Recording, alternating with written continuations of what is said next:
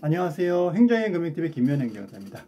예, 제가 오늘 말씀드릴 내용은 보상에 관한 내용입니다. 보상인데 어떤 보상이냐? 산재 보상이냐? 일반 교통사고 보상이냐? 아닙니다. 공무원분들이 공직생활 하다가 다쳤을 때 받는 공무원 재해법상 재해보상급여에 관한 어떤 재해보상에 관한 얘기를 하려고 합니다. 이제 공무원분들이 공직 생활을 하다가 아니면 이제 군인분들이라는 뭐 훈련이나 이렇게 다치시다가 하게 되게 되면 우리가 이제 뭐 관련 법에 따라서 군인은 이제 군인 그 재해보상이 있고요.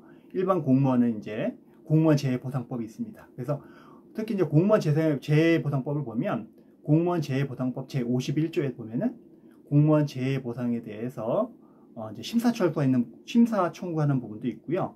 그 다음에 여러 가지 급여에 관한 부분에 대해서 이제 청구하고 이렇게 하는 부분이 있는데, 공무원 이제 재보상법을 보면 여러 가지 급여들이 이제 청구할 수 있는 게 굉장히 많아요. 우리가 산재도 처음에 산재 승인을 받으면 요양급여 받고 휴업급여 받고 나중에 장애 있으면 장애급여 받고 있잖아요. 마찬가지입니다. 그래서 여기도 요양급여, 재활급여, 장애급여, 간병급여, 순직 위험직무, 순직 유족급여, 재난부조금, 사망위조금 이런 것들이 있습니다. 근데 이런 것들은 승인을 받고 나서 시효가 있어서 3년 이내에 다 청구를 하셔야 됩니다. 그런데 우리가 산재도 마찬가지냐, 산재도 직무 관련성이라든가 직무 중에 발생된 거로 해서 인정이 되었지만 산재 승인을 받아야지만 그 문을 통과해야 되지만 나머지 휴업급여도 받고 요양급여도 받고 장애급여도 받을 수 있도록 되는 거잖아요. 공무원도 마찬가지입니다. 그래서 원리가 비슷하기 때문에, 그래서 공무원분들이 열심히 일을 하다가 다치셨어요. 예를 들면 제가 최근에 처리했던 부분에서 학교에서 오랫동안 이제 급식실에서 일을 하셨던 분이 허리를 다쳤다든가, 오랫동안 이제 교육청 이런 관련 부분에서 일을 하셔가지고 과로로 인해 가지고 허리 디스크가 다쳤다든가 이런 부분도 굉장히 많습니다. 또 운전직으로 종사하시다가 어디가 운전사고가 한번 나셨다든가, 또 이제 기능직으로 해가지고 여러 시설을 처리하다가 떨어지셔서 다치셨다든가, 관절 다치셨다든가, 또 공직생활 내에서 여러 가지 운동대회를 하다가 공적인 자리에 운동대회를 하다가 십자인들이 파열됐다든가 이런 여러 가지들이 있습니다. 이런 걸 해두면은 직무 관련성이나 이런 부분에 대해서 먼저 그 공무원 재해보상법에 따라서 이제 승인 신청을 받아야 되는데, 인사혁신처에서 이제 불승인 처분을 내는 경우가 있습니다. 그러면 제가 아까 말씀드렸는데 공무원 재해보상법에 따라서 심사 청구라는 걸 할 수가 있습니다. 이제 특별행정심판 제도라고 보면 될 것 같고요. 그래서 부당한 처분을 받았으면 그 결정이 있은 날로부터 180일 또는 그 사실 안 날로부터, 보통 처분서 송달받은 날입니다. 90일 이내에 이제 심사 청구서를 작성해서 제출을 합니다. 어디다 하냐?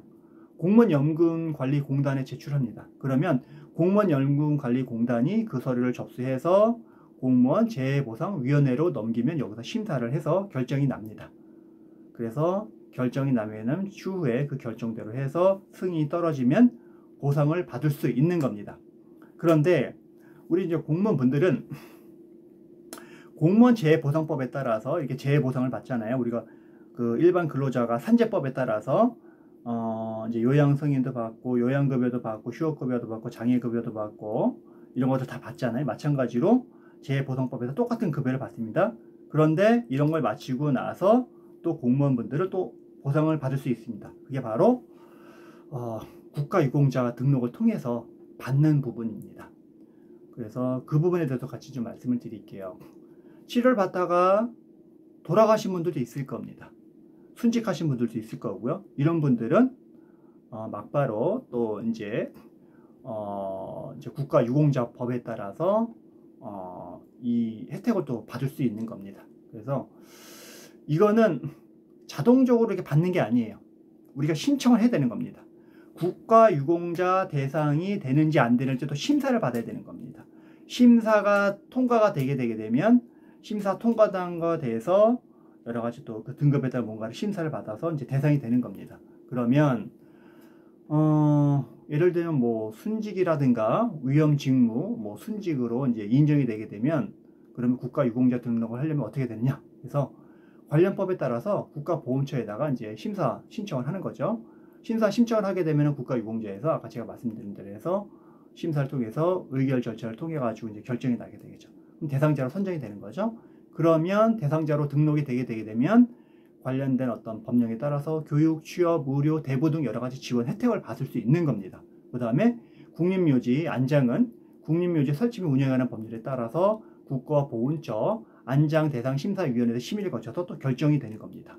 그 다음에 비공무원, 공무수행, 이제 사망자도 이제 순직으로 인정이 되면 국가유공자로 등록이 신청이 가능하다고 보시면 될 것 같습니다. 그러면은 공상 공무원도 국가유공자 및 보상보훈 대상 이제 신청이 가능한지를 보면 국가유공자 등의 예우의 지원에 관련 법률에 보면은요, 국민의 생명 재산의 보호와 직접적인 관련이 있는 직무 수행이나 교육 훈련 중 상해 또는 질병을 입고 이제 퇴직한 공상 공무원들은 그 상해 정도, 다친 정도에 따라서 국가보훈청이 실시하는 신체 검사에서 상해 등급 판정을 받게 되면 국가유공자 등록 신청이 가능합니다. 또한 보훈보상 대상자 지원에 관한 법률에 따라서 국민의 생명 재산 보호와 직접적 관련은 없어요.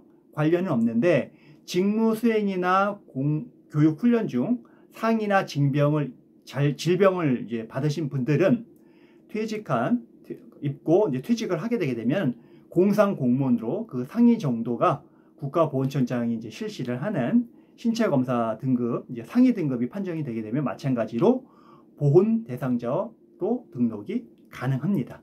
그래서 이런 부분들은 이제 뭐 전문 행정사를 통해서 재보상이 가능한지, 또 재보상이 안 되게 되면 심사 청구를 해서 도움을 받고요. 그 다음에 국가유공자법이라든가 아니면은 보훈대상 법률에 따라서 등록해서 또 국가에서 여러 가지 보상을 받을 수 있는 절차를 반드시 확인하시고 혜택을 받으셔야 됩니다.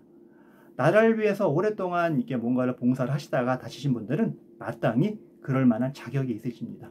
다만 해당 부처 공무원들은 이 부분에서 엄격하게 판단하고 하기 때문에 부당하게 거부 처분을 받거나 불승인 처분을 받는 경우가 있습니다. 그러면 적극적으로 심사 청구나 이런 거를 통해서 다투셔야 됩니다. 그래서 재보상 같은 경우에는 심사 청구, 보훈보상이라든가 국가유공자는 행정심판을 통해서 구제를 받으셔야 됩니다. 그래서 구제받는 절차가 다르기 때문에 반드시 전문 행정사를 통해서 구제를 받으시기 바랍니다. 그래서 오늘은 이런 구제 부분에 대해서 제가 말씀을 드렸고요. 추후에도 이 재보상이라든가 또 관련해서 보훈보상, 또 국가유공자 등록 관련 부분에 대해서 궁금한 사항이 있으시면 언제 연락을 주시고 저 또한 추후에 또 관련된 영상을 준비해 보도록 하겠습니다. 감사합니다. 오늘 여기까지 하고요. 마지막으로 좋아요, 구독 꼭 부탁드리겠습니다. 감사합니다.